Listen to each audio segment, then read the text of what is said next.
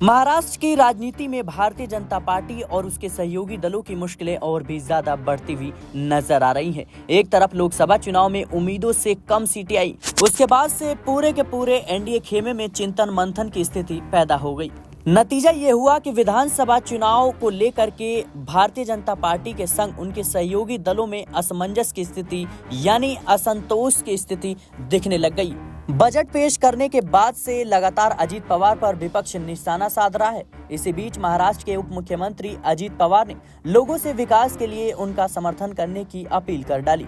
उन्होंने बताया कि राजनीति में कदम रखने के बाद से ही वह अपनी पार्टी से जुड़े हुए हैं। उनके ऊपर लगे भ्रष्टाचार के आरोप अभी साबित नहीं हुए हैं। उन्होंने कहा कि जनता की पार्टी है और जनता का कल्याण करना ही उनकी प्राथमिकता है। महाराष्ट्र के डिप्टी सीएम अजीत पवार ने एक वीडियो मैसेज में कहा, लोग ही मेरी एकमात्र पार्टी है। मैं जो भी करूं, लोगों का कल्याण ही मेरी प्राथमिकता है। मैं हमेशा लोगों के फायदे के बारे में सोचता हूं। उन्होंने यह वीडियो लोकसभा चुनाव में खराब प्रदर्शन के बाद भाजपा, राकांपा और शिवसेना वाले सत्तारूढ़ महायुति गठबंधन के भीतर असंतोष की अटकलों के बीच जारी किया। लोकसभा चुनाव में महायुति ने महाराष्ट्र की 48 सीटों में से केवल 17 सीटों पर जीत हासिल करने में कामयाब रही। भाजपा ने केवल 9 सीटों पर जीत हासिल की, जबकि भाजपा ने महाराष्ट्र में 23 सीटों पर जीत हासिल की थी। वहीं शिवसेना ने 9 सीटों पर और राकांपा को केवल 1 सीट पर जीत मिली।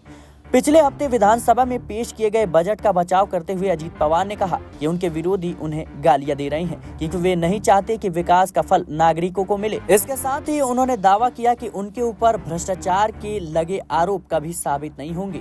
यह कहते हुए अजीत पवार ने अपने आलोचकों पर गंदी राजनीति में शामिल होने का आरोप लगाया। अजीत पवार ने लोगों से केवल भाषणबाजी करने वाले राजनेताओं से दूर रहने और काम करने वाले राजनेताओं को वोट देने की अपील की। उन्होंने कहा कि जो काम करते हैं उनकी आलोचना सबसे ज्यादा होती है। बता दें कि पिछले साल जुलाई में अजीत पवार ने अपने चाचा और राकांपा के संस्थापक शरद पवार के खिलाफ विद्रोह कर दिया और भाजपा शिवसेना के साथ गठबंधन में शामिल हो गए। बाद में उन्हें पार्टी का नाम और पार्टी चिन्ह भी मिल गया, जबकि शरद पवार की पार्टी का नाम राकांपा शरद चंद्र पवार रखा गया। फिलहाल के लिए इस रिपोर्ट में इतना ही। देश और दुनिया की तमाम खबरों के लिए बने रहना नेक्स्ट टाइम पॉलिटिकल बाइट के साथ।